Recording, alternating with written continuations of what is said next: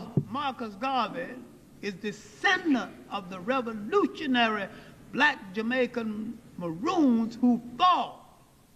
He did not grow up with all the color caste stipulation and all the color caste privileges and fear of other Jamaicans. Now you can see the mentality of Marcus Garvey emerging. You can see now where he get all the nerve and the bombast because he grew up with confidence in himself.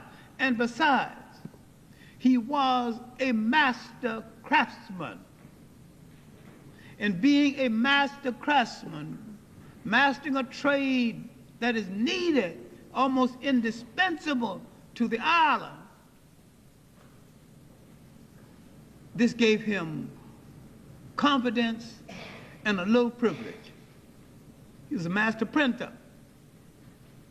He would print, he would call strikes, he would ask for better condition, and he would go down throughout Central America, asking for better conditions, but studying the people. Now you can see the antecedents of Marcus Garvey before he would arrive in the United States. He would go to England, he would work, he would study, he would work on Duz Muhammad Ali's newspaper, the African Times, an Orient Review. He would read an editorial in that newspaper. The editorial was quote from of all things, a white black nationalist named Booth. Booth was a man in Nyasaland, now the country called Malawi. He had grown sick of other white missionaries, and he went through this country telling the Africans the white man cannot be trusted. And he was saying Africa for the Africans. When finally the Africans said that you're a white man, can you be trusted? To his everlasting credit, he said no.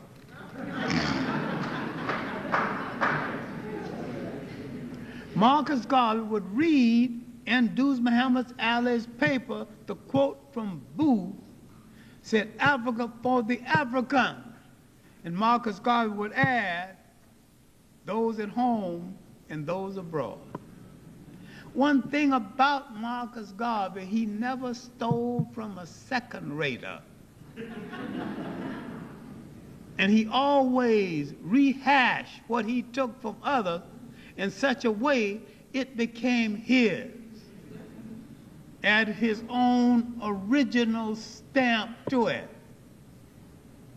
Coming back to Jamaica, he was a failure again in the Jamaica of that day, as much failure he would be in the Jamaica of this day, because the revolutionary atmosphere that could protect Marcus Garvey does not exist in Jamaica. It does not exist any place in the Caribbean island for this day. Okay, now let's come to the United States and let's look at his antecedents in the United States. My main point here is that Marcus Garvey did not announce anything new, but brought it in such a way and put it in a language that masses of people could understand. You could whistle it, you could feel it, and that his timing was so good. Now, 1787 in the United States, there had emerged in New England a small black elite. Frederick Douglass, Prince Hall, who started the Masons and called it the African Lodge.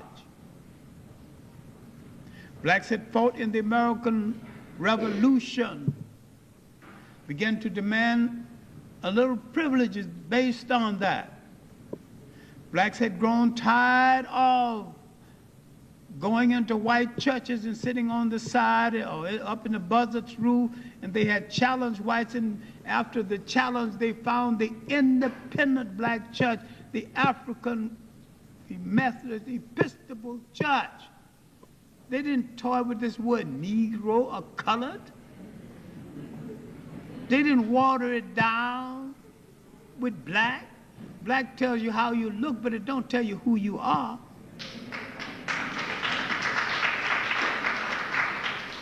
And they didn't deal with this word fro. There is no fro in Africa. When an Italian, you ask the Italian what he said, I'm Italian American. He didn't say I'm a fro. Spell it out, Italian American.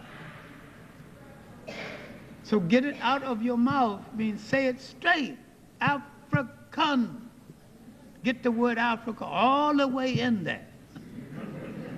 And don't break Africa with the word fro. Leave out the fro. I'm saying that at this point in our history, we were not only longing for Africa, we were having thoughts about return 100 years before Marcus Garvey was born. In the African Lodge, in the early African societies,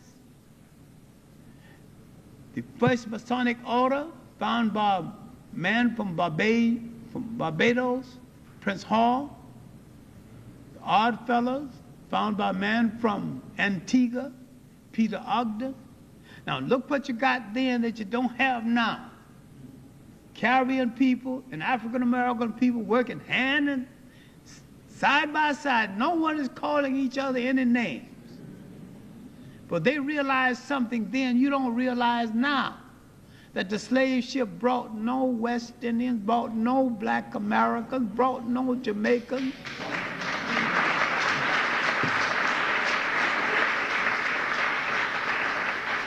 And because they were all African people, they had a common interest as African people.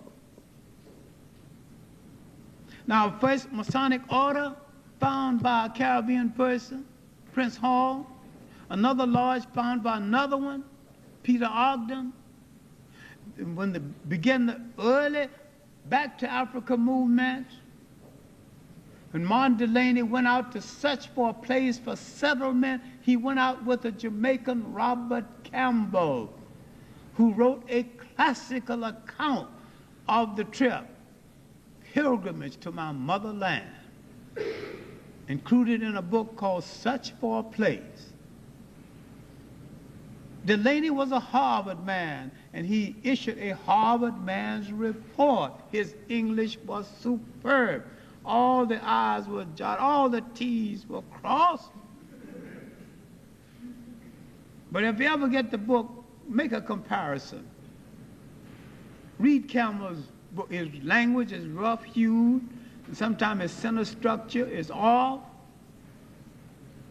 But the man's love for Africa, for returning to Africa, his response to Africa, is pure poetry, pure commitment. Now, we're working together now, instead of calling names, making division. Our first newspaper, Freedom's Journal, is edited by another Jamaican, a Jamaican mulatto, John B. Ruswan. After he finished the editing of Freedom's Journal, he went out to Liberia and edited the Liberian Herald, a paper that's still in existence. And he was governor of one of the provinces. He didn't say, I'm a West Indian governor, I'm a Jamaican governor. He said, I'm a governor. You have to understand that this early manifestations of Pan-Africanism before it had its name, and that all of this was preparation for the ultimate emergence of a Marcus Garvey. David Walker's appeal Nat Turner revolt, Gabriel Prosser revolt, Denmark Vesey's revolt, especially David Walker's appeal to the colored people of the world to take up arms against your enemy. All Marcus Garvey was at it. Let's leave this place.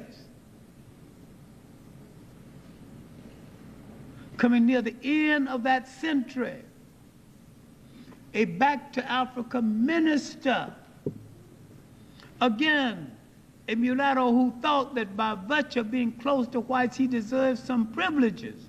And when he discovered that his tail can be kicked just as hard as the black is black, he began to fight like the black is black. Bishop Henry McNeil Turner.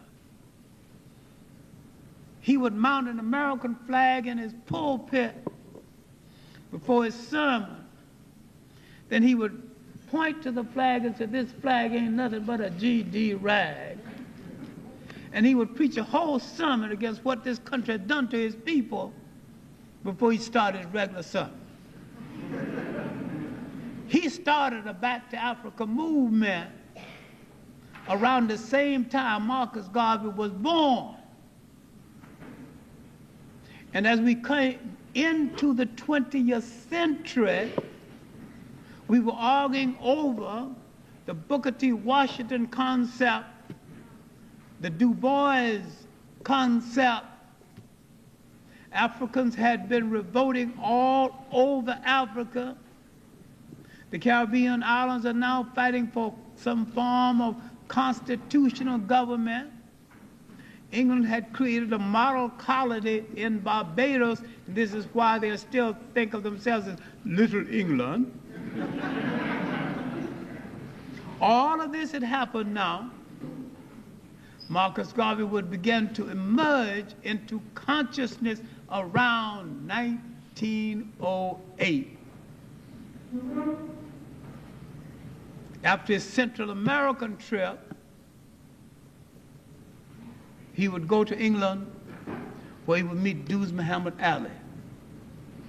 Now, when he returned to Jamaica and tried to find the Universal Negro Improvement Association and failed in Jamaica, he came to the United States with the hope of getting the kind of money he needed to establish a school like Tuskegee.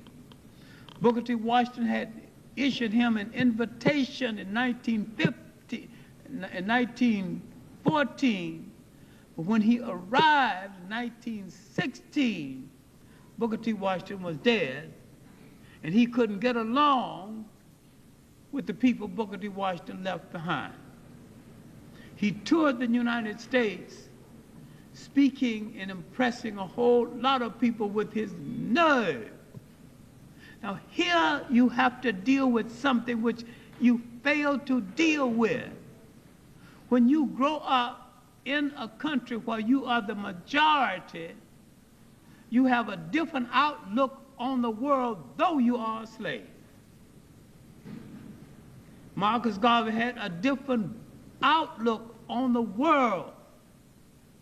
When you grow up in a country where you are the minority, where you have to do what most black Americans still have to do, you rise each morning and petition a white person for the right to live to the end of the day.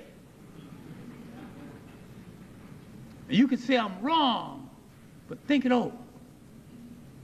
Who do you have to get a job from? And even if you own your business, who do you have to get your products from? If you're selling vegetables, who's your wholesaler? We still rise each morning, one way or the other, petition one white person or the other for the right to live to the end of the day. Marcus Garvey came to America at a time after the First World War. Blacks were returning, being put upon riots. East St. Louis, blacks just go to a gate and ask for jobs and were driven away. They made bonfires and burned black children. And in Chicago, the riots were widespread. Marcus Garvey would go to Chicago and rally the blacks. They didn't need much rallying because they had freshly arrived from the South looking for jobs in Pagan House, looking for jobs in Chicago, and they'd taken so much abuse in the South that up north they said they wasn't going to take it. Many of them began to grease wire and put it across the street. And so when the thugs came in, that car hit the wire that stopped the car, then the black thug would jump out and teach them a lesson. That stopped the riots. Marcus Garvey had told them, look what you see. They don't want us here. Not only let's go home to Africa, let's go home in our own ships. Now the dreamer began to dream the great dream. It was after the First World War. The Secretary of War, Newton D. Baker, had told black Americans that your lot will not be changed by virtue of participating in this war. And to prove that his point, some blacks were lynched in their uniforms. We give you nothing. Blacks were not permitted in combat in the American army. John Pershing didn't want them near the battlefield. The French said that I will take all you got. And the blacks who distinguished themselves in battle distinguished themselves under French commanders. The Red Cross, going to the field to pick up the wounded and the dead, left the blacks to die.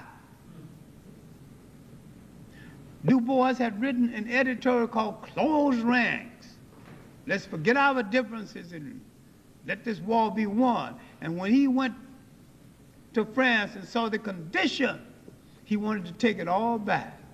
Close ranks for what? Now, in this atmosphere, 1917, in the red summer of 1919, riots all over the country, burning blacks down. Now can you see why it was easy for Marcus Garvey to create the atmosphere and to add to the atmosphere of return, because the country had rejected us, and he was telling us there is a land that is yours. He said the American promise wasn't made to you. The American dream wasn't dreamed for you. I will make you a new promise. I will give you a new dream, and I will give you a new land. That's Africa. 1920, he was to call the largest convention of blacks ever.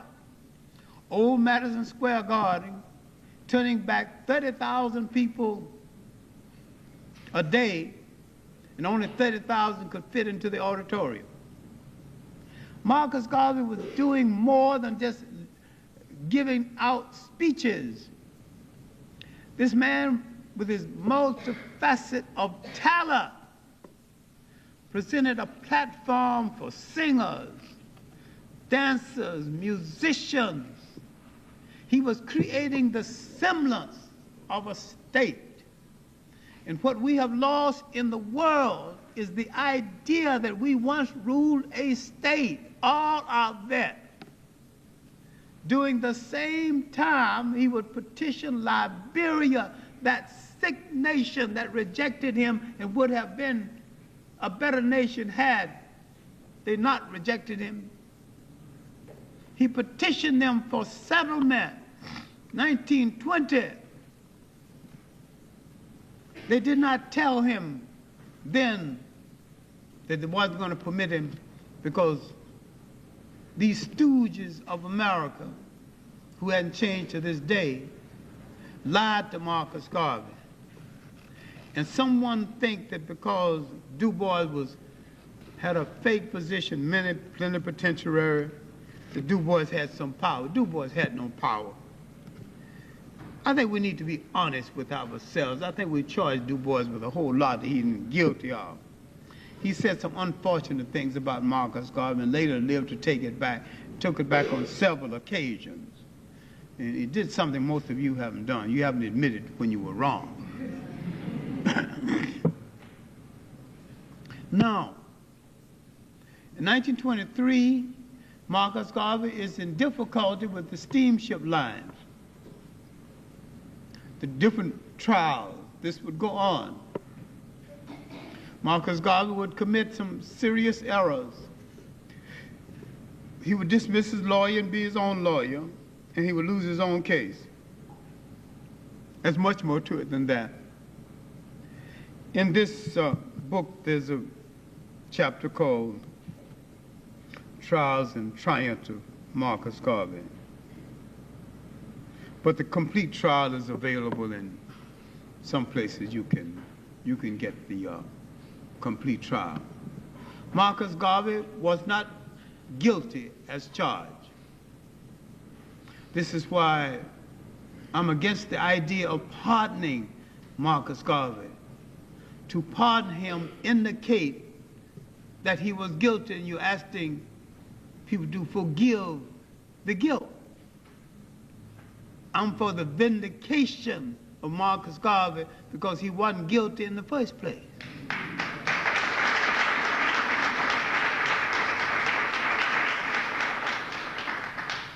I'm for asking this nation to apologize for having imprisoned him. But in 1927, he was freed from Atlanta prison. While he was away, the organization did not fall apart, but it became shattered into several factions. Because we are people with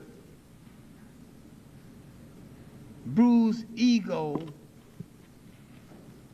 and we suffer terribly from ego starvation. We haven't envisioned an army full of generals with no privates, because everybody want to be Mr. somebody and Mrs. somebody. We argue among ourselves, split up, and now we got 10 heads instead of one, and neither one of them achieving anything. We are the most organized, we are the most meetingest people in America. We have more leaders and less leadership than any people in this country. With no centralized leadership responsible for the whole people. What would happen after the deportation of Marcus Garvey? The movement would go on in some fashion. T. Thomas Fortune, one of the great journalists we have, would still continue to work for the old Negro world, to write for it. We could continue to be its editor. It would still attract some of the most able African-American minds of that day. Farris, one of the finest intellects to come out of the Garvey movement, was now in the process of his book, The Africans Abroad, still worth reading after all these years. In the shadow of the Garvey movement, a whole literature emerged. Tony Martin, Wellesley College, who did the book Race First, have done some smaller books dealing with different aspects of Garveyism, Garvey and Pan-Africanism, literary Garveyism, Garvey as a hero. All these books need to be read. We as a people overhear conversations, and sometimes with a cocktail in our hand, and we become authorities on what we heard, but we didn't read the book.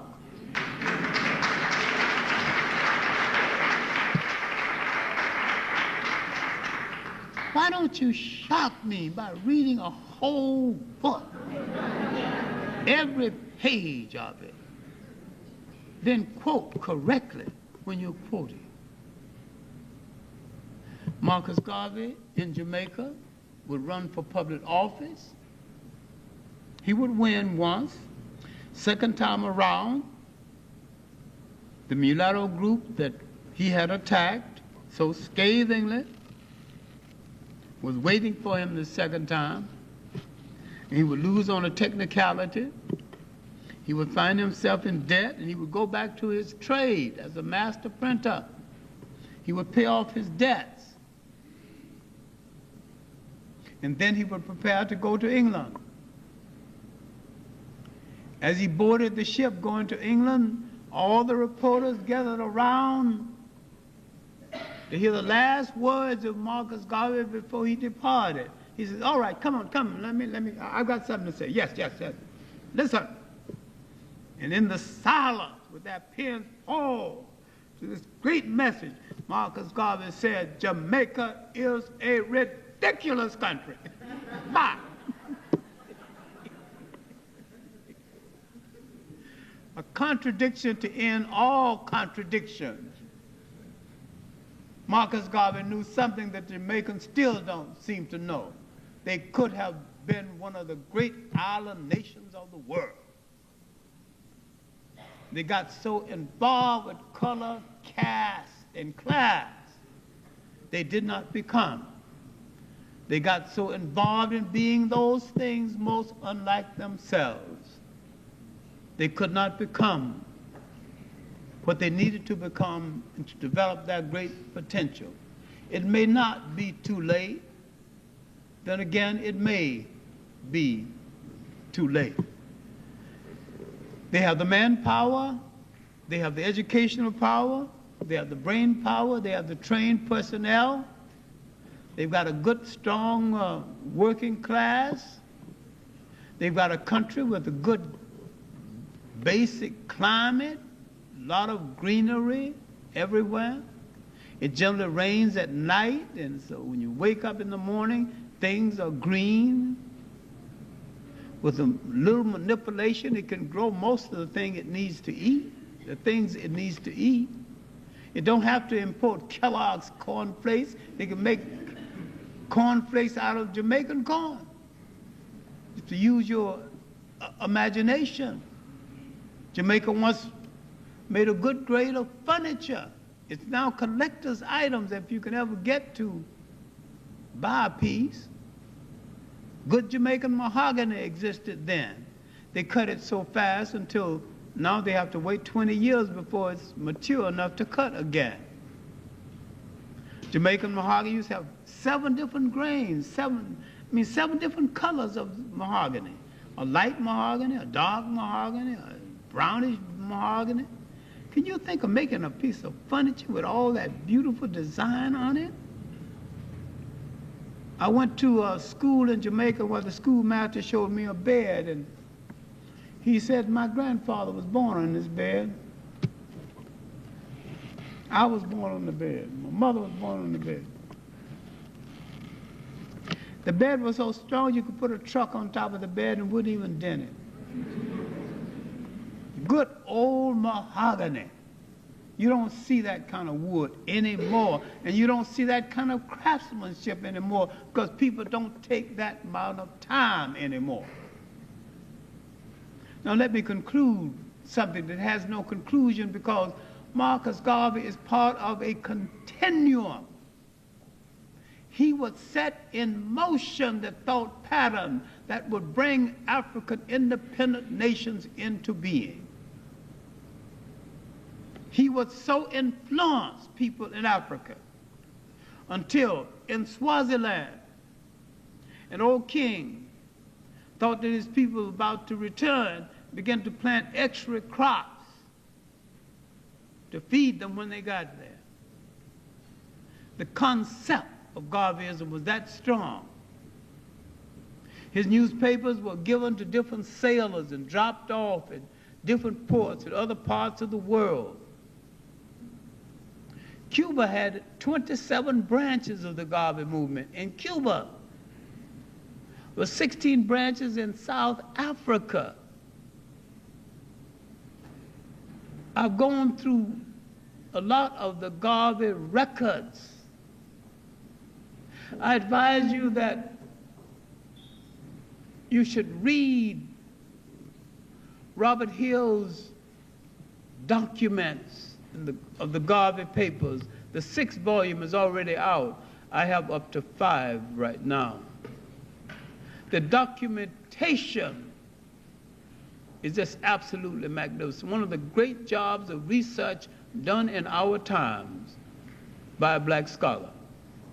Now, Robert Hill's notes and Robert Hill's introductions, scholarly done, but some of his conclusions open to question. But I tell you the one thing you need not doubt: the documents are documents. He couldn't change the documents. And when a definitive history of Marcus Garvey is written, and it may not be done in our times, we will have to rely very heavily on the documents that Professor Hill has brought to our attention. This is the greatest collection of documents on Marcus Garvey that has ever been developed and edited. His influence would be so widespread that he would be the major influence in the Fifth Pan-African Congress, one of the most important, in Manchester, England, 1945, with Nkrumah, George Padmore, Peter Abrahams, Johnstone Kenyatte, who later became Jomo Kenyatte, people who would later become heads of state in Africa, influenced by the teachings of Marcus Garvey, and who would incorporate the teachings of Marcus Garvey into the structure of that nation. Nkrumah would have a Black Star Square, Black Star Line. Marcus Garvey's influence on Nkrumah was profound. Marcus Garvey's influence on the rest of Africa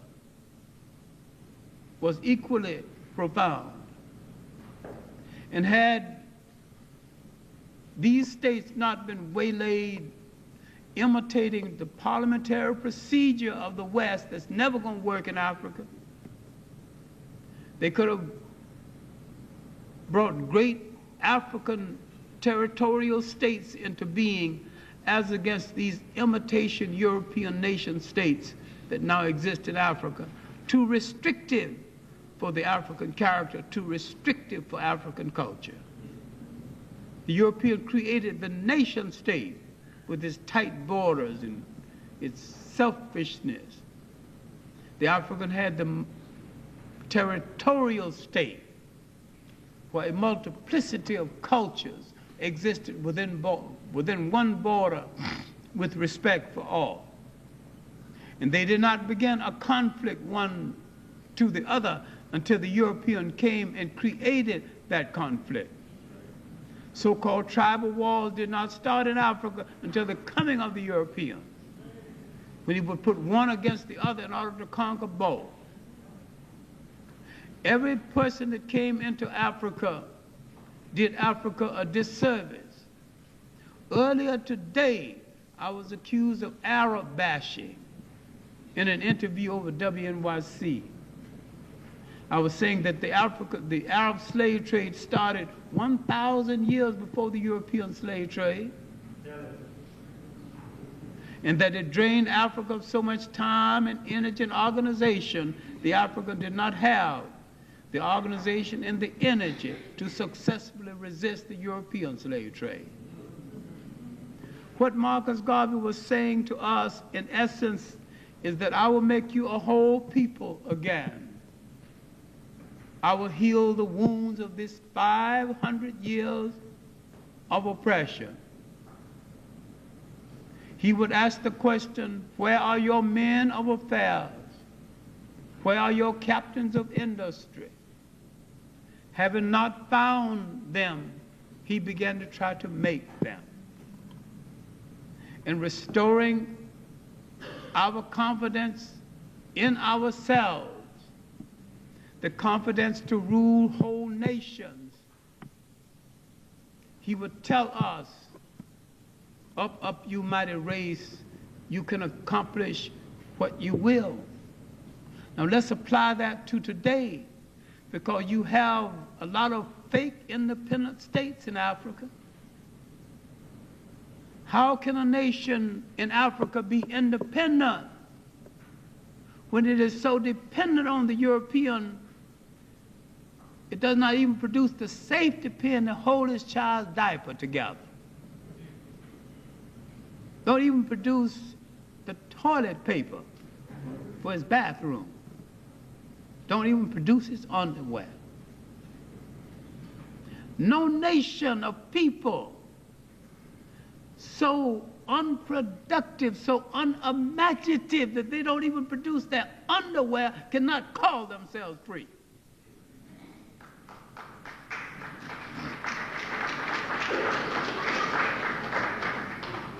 We have to study the Liberia scheme. We must study the over $50,000 in equipment he had placed in Liberia before they told him in 1924 they wasn't going to let him settle. Steam shovels, people who could run brickyards, builders, architects, all the means of a nation. And had he been permitted to settle in Liberia and cure the wounds of that sick nation, the African independence explosion would have occurred a generation before and would have been successful. This dreamer from Jamaica, who is still not understood in Jamaica or in the African world in total, need to be looked at again in context with our future. We might have to step back in order to move forward. We might have to resign ourselves to eating the food we produce, wearing the clothes that we make. We might understand that a nation means self-reliance. We might take an inventory and find out what goes into the making of a nation. And we might start at the top and fulfill all those needs. If you're going to make a locomotive, sometime you might start by making a safety pin. And remember, other people in the world started with less. 200 years ago, the Japanese did not even have a good wheelbarrow.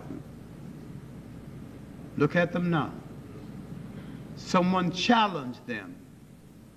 Someone challenged them to come out of the lethargy of their culture and meet the challenge of a changing world. The intelligence of a people can be measured by to what extent they adjust and understand the nature of change. We as a people going to have to prove ourselves equal to the nature of change. And to prove yourself equal to the nature of change, you have to prove yourself equal to the nature of revolution. And realize revolution is not always killing people. Revolution is making a dramatic change in your own life and the life around you. Doing for yourself what you've been expecting other people to do for you.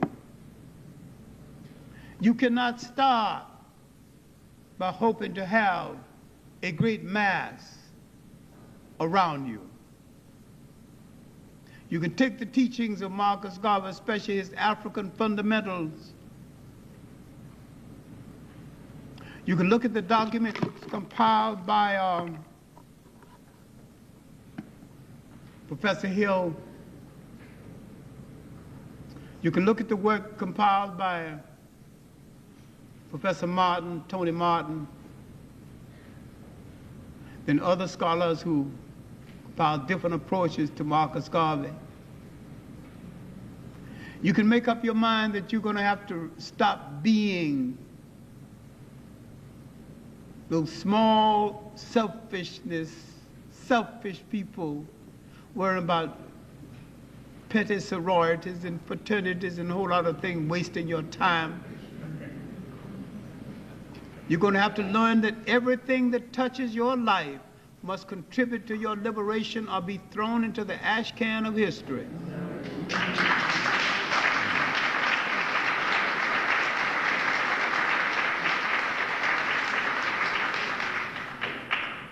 If you're going to start a revolution, I advise that you start with a mirror. You stand before that mirror and like what you see and say to the person staring at you, you and I are going to change the world. We're not going to wait for a mob to join us. We're not going to wait for tomorrow, because we're going to start right now. Thank you.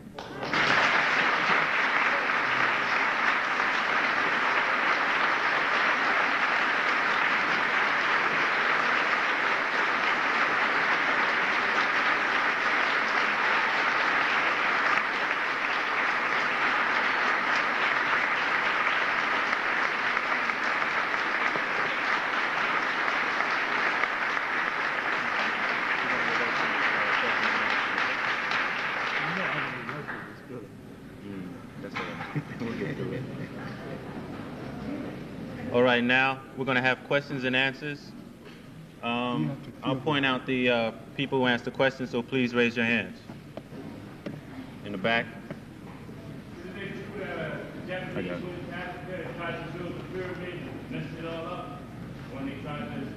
Well, let's use some kind of words. Let's say that they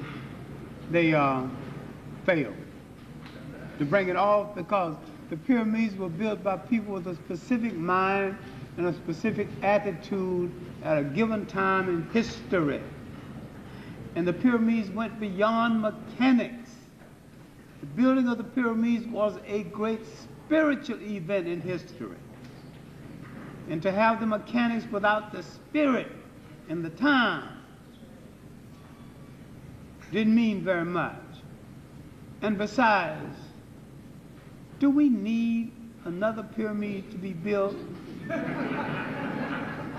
If we did it once, must there be duplications of this impossibility?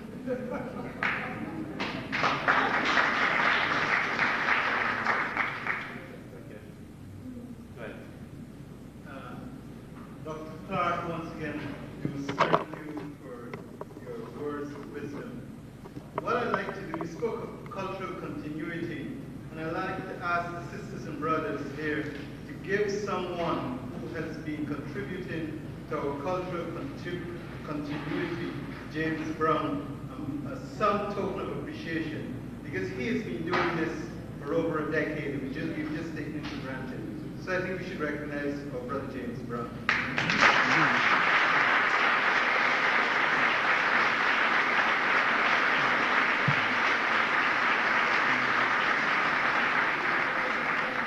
Since we have a captive audience here, and you spoke about the 16 branches of the Marcus Garvey movement in South Africa, I think we should take this opportunity to tell the sisters and brothers here that the Pan-Africanist Congress of Tanzania is really a little different from the ANC, which we know as the Anglo-Negro Convention. I know we all got carried away with Mandela, and I'm not knocking Mandela, but I think you can speak to the Pan-Africanist Congress and their importance to the South African movement. I recognize my dear friend, Mr. Stedman, and I appreciate you being here, and I appreciate the support that you have given me personally over the years, and the recognition that you have given to myself and Dr. Ben and other scholars who try to get out a message. The ANC and Nelson Mandela is a delicate thing because I am a great admirer of the man, and I think he's the finest African to emerge since Kwame Nkrumah. Now, when I say this, and say that I have some honest differences of opinion, you have to understand this honest difference of opinion is based on the fact that I have been related to African revolutionary ideas most of my life, and I think that some publicity, some admission should have been made about the work of the PAC, Pan-Africanist Congress. Some words should have been said about the movement of Stephen Biko, African consciousness, the unity movement led by Mr. Tapata. Some words should have been said about the role of women in the South African struggle, and there are 2 new good books on the subject. And that ANC becomes as acceptable to white people as the NACP. And inasmuch as integration has already failed, we need to say that, to acknowledge the fact that Nelson Mandela, a great strategist, might have been saying some things for strategy that he might have to change later on. Some things that are unreal. When he said a multiracial society, I don't know of any multiracial society in history. That one people had to be in charge. I don't know of a non-racist society in all human history. And I don't know of any society in history where the Europeans shared power with the non-Europeans.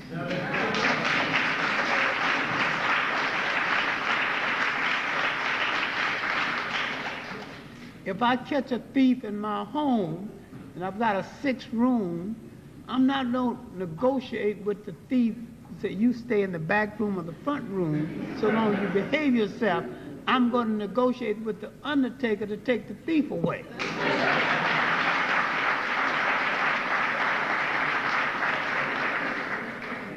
Now, I don't think Nelson Mandela can afford to say things like this, but maybe I can say them because I've got nothing to lose but my obscurity.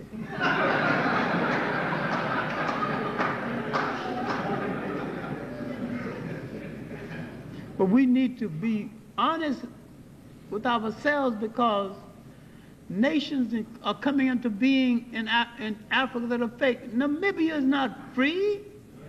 Whites bought up all the real estate, took all the money out of the country, then give the African a limousine and say, now you're free. You got limousine on the prize. They're deep in debt. People don't send armies anymore, they send money. They take all of your money and they send part of it back as a loan. Then they send one of them to manage the money and manage you in debt to the point that you got to obey them when they tell you what to do. Money is the new form of imperialism. We need to look at Southern Africa. We need to look at the whole frontline states. We need to look at the fact that no African came to power in Angola. And one of the reasons why a faker, a sellout, a stooge of the FBI like Zavimbe can get so much play is that he's disguised as a nationalist. He looks like the people, he walks among the people, and they see him, they touch him. But those assimilators who took over power are mostly half Portuguese, where Portuguese clothes belong to the Catholic Church, and most of them got Portuguese wives. They don't relate to the people. So the people never came to power in Angola. That's a beautiful country, and a big country, and a rich country. We got to stop glorifying these fakers who come to power and sell us a bill of goods. Whites bought up all the real estate, got a hold of all the land in Namibia. Now you're free. Free how? The people of Namibia should go back and understand the spirit of old King Mandume in the Herero War 1904. When he challenged the Germans drove 60,000 women out into the desert to cohabit or die because they wanted to create a bastard race. And they did not know the Herero woman never cohabits outside of her tribe, not even with another African. And she sworn by custom to bring virginity to her wedding bed. Now you think all Africans are promiscuous? You better think again.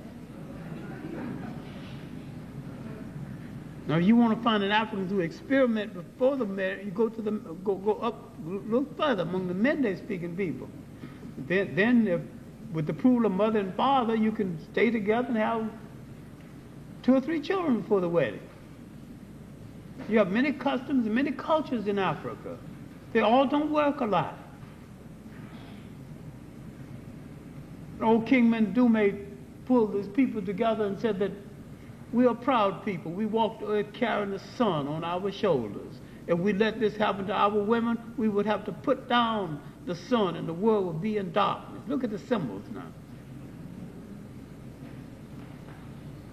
He unified the Mambas and the Hereros and took them into that battle. He lost 1/3 of the whole Herero nation, but he rescued those women and brought them home. And the Germans never touched them again. Or tried to. And come World War I, and when the German was given 3 years to pack and get out of Namibia, they said, we'll only need 1. They was out of that. But they rehearsed for Nazism in Namibia. And yet you got Germans right there now helping to manage the country. We are so liberal, and our memory bank is so short, bankrupt. People who raped our mother walking around free as a bird among us, grinning in our face. We don't even have enough meanness to get justifiable revenge. There's certain revenge that's owed to every man who's got manhood. I grew up in a community where you didn't even say bad words in front of a man's sister. I mean, I put up my dukes even if I'm afraid. Man, you don't talk that way in front of my sister. We can say anything in front of your sister, mother, grandma. You don't bat an eye now. You have a question over here on the right? Dr. Clark, when you read the Old Testament, there's a lot of mention of the so-called chosen people who's in favor of God's sight when they accepted the culture, the beliefs of the surrounding and oppressing environment. You made some connection with that. You said Jamaicans trading in their culture. I'd like you to touch on that some more. There's no relationship between what you're talking about and what I said. And I hate to break your heart, but I accept the Bible as basically Jewish folklore. And the Bible was written by the so-called chosen people. And anytime we want to become a chosen people, all we have to say that we are hereby chosen. You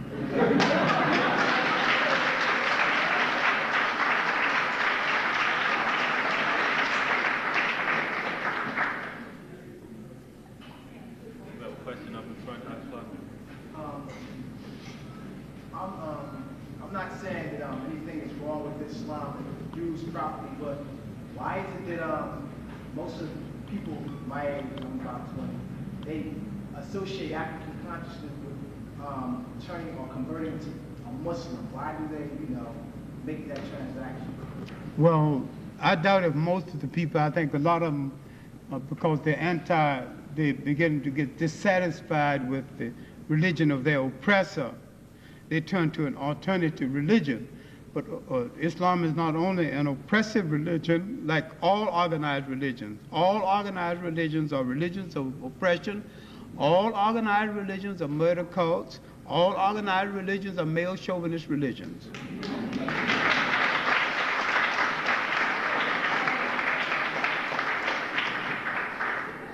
I can identify with the good values of any religion, and I can reject the bad interpretations of any religions. I just happen to know that most blacks who think they're Muslims are really Arabists. You accepted the Arabs' interpretation of Islam, the same as we accept the Europeans' interpretation of Christianity. You go from one fire into another fire. You jump in frying pans, and they're both hot. Now, I'm not saying don't be religious. I'm a spiritual human being myself, so therefore I don't feel any need for any form of organized religion. And I grew up a Baptist. I was a Baptist Sunday school teacher. And I go to Baptist churches once in a while. In fact, I'll be in one this Sunday. I go to my sister's home, and she's a Jesus freak, and I'm not going to insult her. She cooks too well anyway. I mean, I don't offend members of my family, you know, who think the Lord sent everything.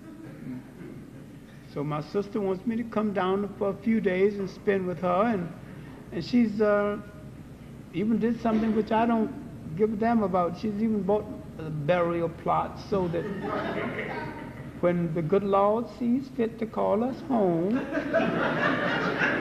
you and I, who struggled together, will be laying side by side, our souls in the arms of God. All right.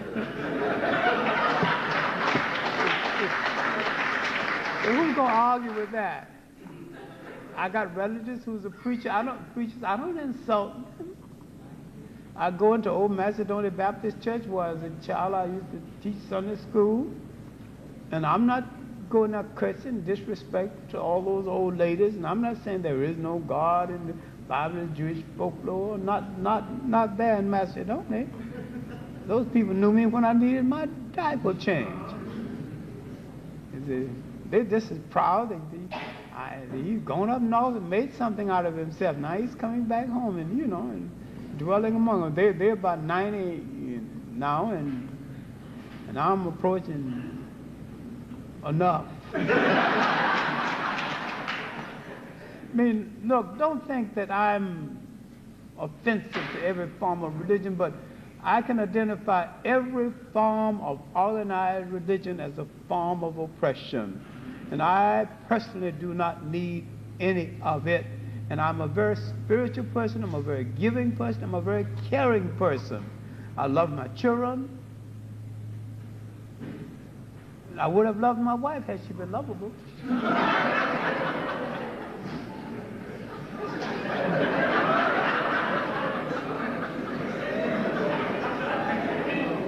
Do we have another question? Yeah. We have a question in the back.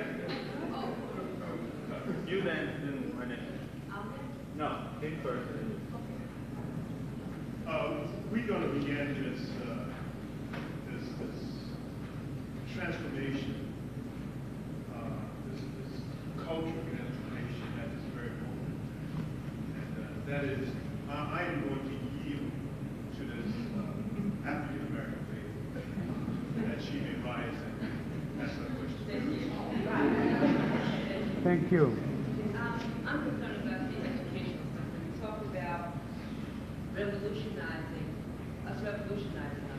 What's happening right now in the school system, I think, is a crime against all children of color. What are some of the suggestions that you can give us here tonight as to how we can revolutionize New York's educational system? The search for truth. I have some questions about the curricula of inclusion. I respect the people who participated in making it. I respect the idea. But if I'm going to be included in something that is faulty, what's the point? Now you got two faults instead of one. I advise you to read and understand the nature of curricula and organize parents. And once you get the truth outlined go and challenge the school system. Now, go in there and tell them, now tell me, in all honesty, did Christopher Columbus really discover America? Then outline all the different people that got murdered because of, you know, and ask some serious questions as to whether he should be a hero. Then ask some questions about the economic basis of America based on slavery. Could this nation be the same without slavery? And don't they owe us something over and above anything they're willing to consider? I think people are going to have to read a lot. Some people will have to just sit down and devote a little more time to reading so that they can furnish other people the means of having a successful argument with the school system. And there's another point, it may not mean anything to you, but once you get this point across, I think somebody's going to listen to you still. The education system, the way it is now structured, is also cheating white students. White students need a different kind of information in the world of tomorrow, a different kind of information than they've got right now. Because they're not going to always be dealing with black people who mopping floors, and they're going to be dealing with black people who can make $1 million contract and they can win it or lose it based on their understanding and their respect for him. And when they understand that their economic system might be based on the human relationship of basic respect, they're going to realize they're going to learn some history in a hug. And there's going to be some correct history. They're going to stop saying you never invented anything, you never, but they're going to look up black, they're going to be quoting more black inventors than you. Well, what do you think about the African Americans who sit under the Board of Education who are contributing? The African American what? The African Americans who are sitting under the Board of Education who are contributing to the conspiracy to destroy our country. I'm thinking the community should just try to get rid of them. You got so many, you got a lot of anti-black blacks, and you got to face it. You got a lot of blacks long overdue in their graves.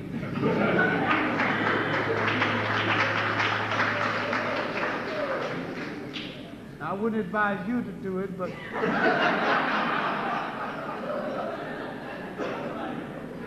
there must be some brothers who got much to lose. Sir, we're missing a lot that you're saying by you're not using the mic or not talking loud enough. You're probably missing a lot of good stuff over here. Excuse me, she's obviously right, because acting like a Baptist preacher, I went all over the place. I'm sorry, miss, whoever. With that said, we have 3 more questions. One over here.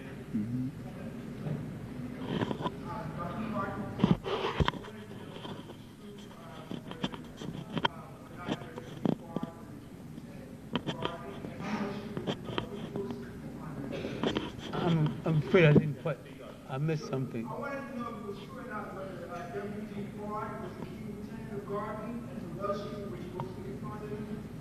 I won't find it in no books because it's of no great interest of mine whether it's true or not, but I don't know any books that points to it. I think Mr. Ford was a mystery and will remain a mystery. And he could be a piece of fiction. Whether he was real or not, I don't know, but somebody got a picture of him, so he must have lived sometime. We have a second question over here on the left. Yes, I'm sure that you are familiar with Henry Harrock, pioneer Pan-Africanist movement. H. Sylvester Williams.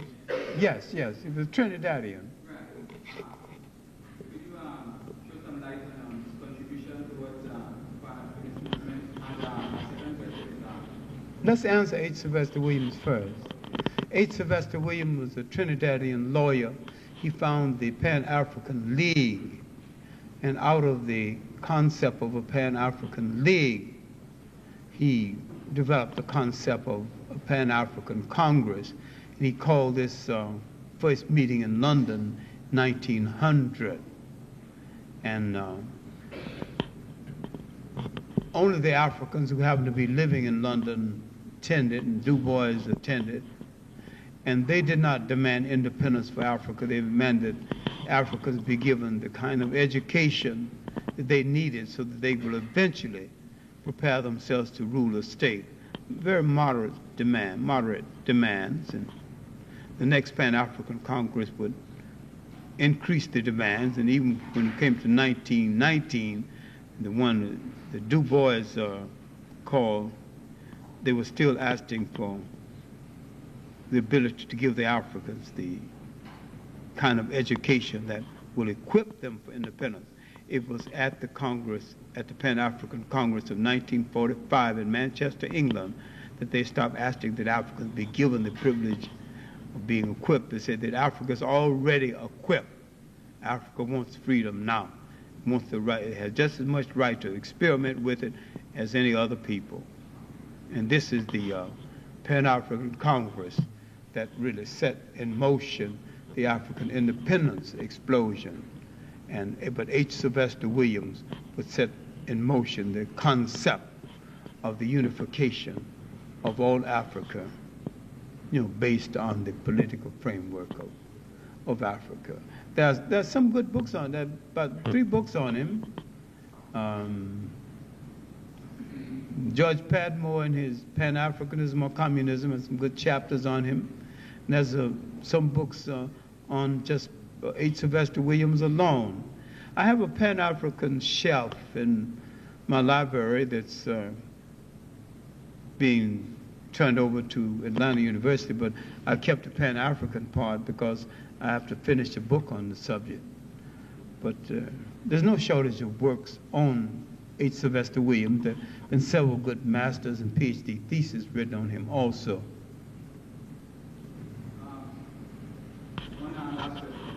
No, go ahead. What's the next one? This question is concerning the influence of communism on the Pan-Africanist movement. Well, that's by George Padmore. Well, of course, George Padmore has spoken it, but as far as like Sophie Michael says that Pan-Africanism is like the social liberation, unification of Africa under scientific socialism. So how do you see the influence of socialism or communism on the Pan-Africanist movement? I think we should stop thinking that everything in our life must be determined by socialism or communism. I think we must be free by any means necessary.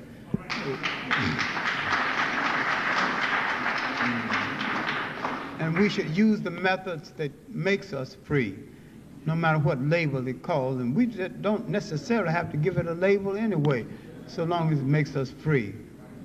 I mean,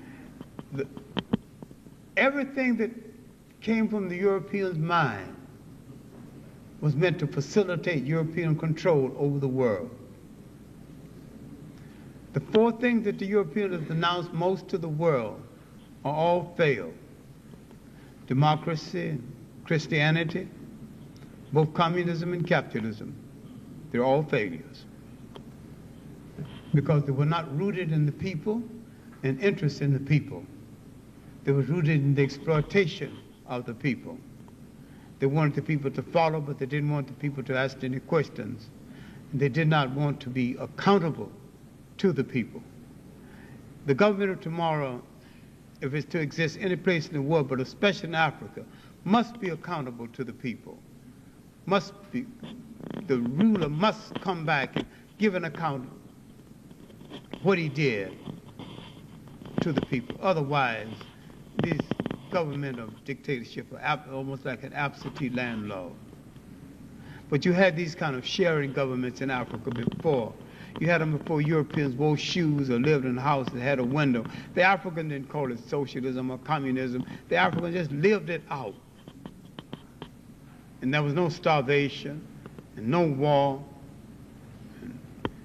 We quite forget that over half of human history was over before anyone knew that a European was in the world.